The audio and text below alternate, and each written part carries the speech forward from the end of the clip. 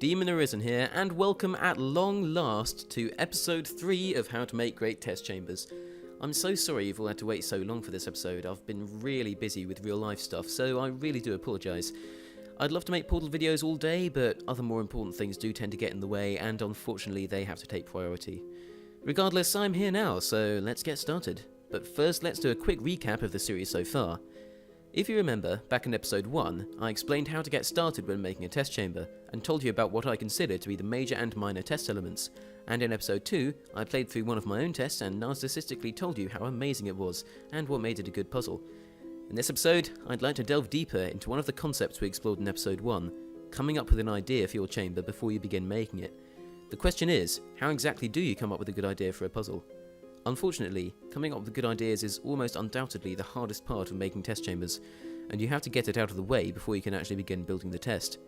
If you have no central idea for the puzzle, your test will have no direction, no purpose. It's really frustrating to try and make a puzzle without having a central idea in mind first. Trust me, I have tried and failed to make chambers without planning a central idea first too many times to count, and it's an arduous process. I do not recommend it. Even though coming up with a central idea first can sometimes feel like an insurmountable obstacle, it is well worth doing as it streamlines the entire design process which comes after it.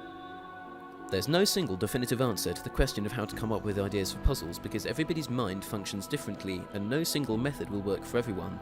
But there is one key thing that you definitely need in order to come up with good ideas. Knowledge of all the major and minor test elements, how they work, and how they interact with each other. Knowing every interaction and combination of elements is crucial, as this understanding will allow you to cover every possibility for your idea. Future episodes of this series will cover the mechanics and uses of each major testing element in extensive detail. However, those videos haven't actually been made yet, so in the meantime you can get to know how the different elements work by studying how they are used in the Portal 2 campaign, and by playing other people's tests to see how they use the elements. Once you have a good understanding of how the elements interact with each other, you will be able to come up with good ideas for puzzles which use the test elements in clever ways. As well as teaching you about all the test elements, playing other people's maps is also one of the best ways to come up with good ideas for your tests. You'll get inspiration and ideas just by playing maps and seeing how they cleverly use test elements, which you can then think about and adapt. It's really important though that you don't just copy other people's ideas directly. That's not creativity, that's plagiarism. So rather than stealing ideas, make sure you take inspiration from them, adapt them, change them, and put your own twist on them.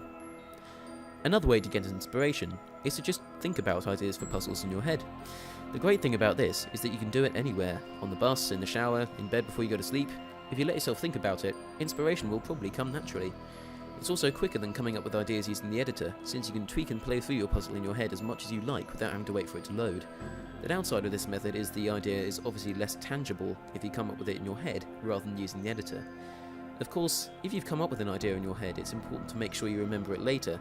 A good way to do this is to make a rough initial version of your chamber in the in-game editor. At this early stage, it doesn't have to be a great puzzle, and it doesn't even need to be solvable. It's just a way of making sure you don't forget the idea you had in mind. Just to make a rough layout and add in the main elements your puzzle will use, and you can come back to it and make it into a proper puzzle whenever you like. If you can't play Portal 2 when you come up with your idea and you want to make sure you don't forget it, you can note the idea down on paper. Either write down the order of actions required in order to complete the puzzle, or sketch an initial concept of the chamber itself. Then you can look at your notes or drawing while you're making the test later on. Now that we've covered how to come up with ideas for your puzzles, we need to make sure that those ideas are actually good. How do we do that? Well, there are various rules I think you should follow to make sure your idea is a good one. Rule number 1, keep it simple. Your idea for a chamber shouldn't use too many elements, or the puzzle will be incredibly confusing and won't be fun to play. Every chamber should use portals, which are the main test element, but I'd recommend using no more than 4 of the major elements. To remind you, the major test elements are funnels, light bridges, faith plates, lasers, including laser cubes, laser relays and laser receivers, and the 3 gels. If your puzzle uses almost every single one of these major elements, it will be really confusing and off-putting to the player. It'll be so complicated that nobody will want to solve it. If you feel like your chamber needs 5 or more of the major elements, try to reduce them. Often you can reduce the number of elements in your chamber by removing an element and instead using other elements in clever ways.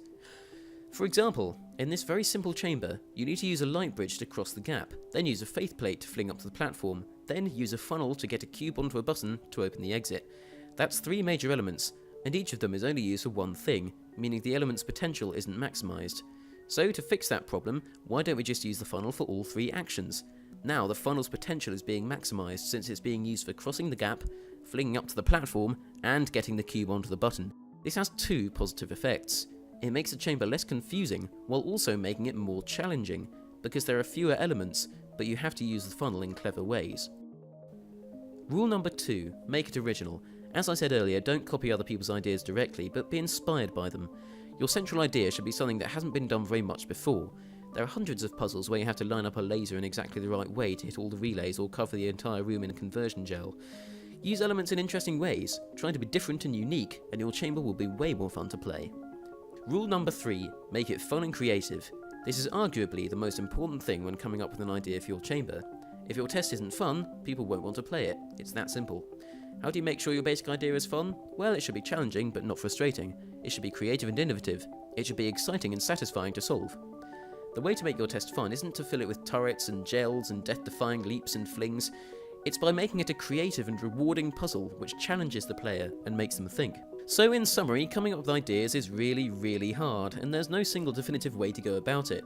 But remembering the steps I talked about in this video should at least somewhat help you, whether you've never made a test before or you feel like you're out of ideas.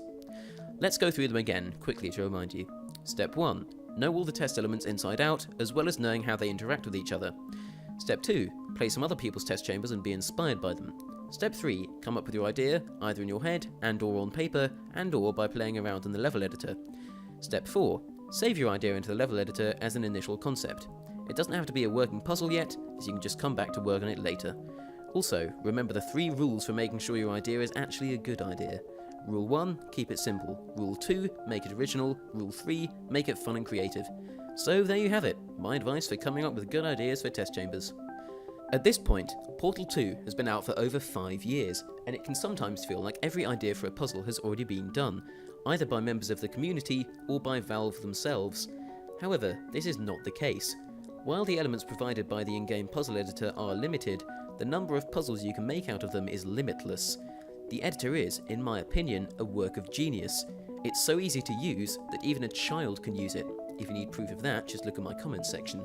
But it's incredibly powerful and versatile, and can allow you to make almost any puzzle idea a reality.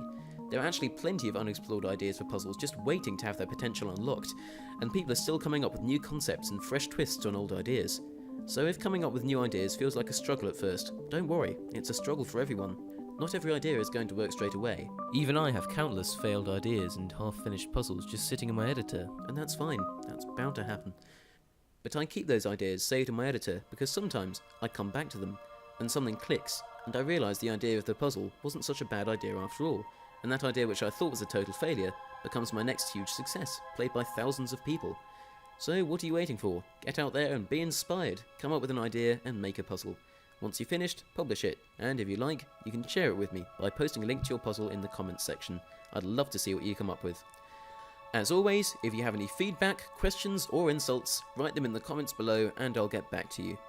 So that's it for this episode. See you next year for episode 4. No, I'm kidding. I'll try and get it up before then. But anyway, for now, this has been Demon Arisen. Thank you very much for watching, and until next time, bye bye.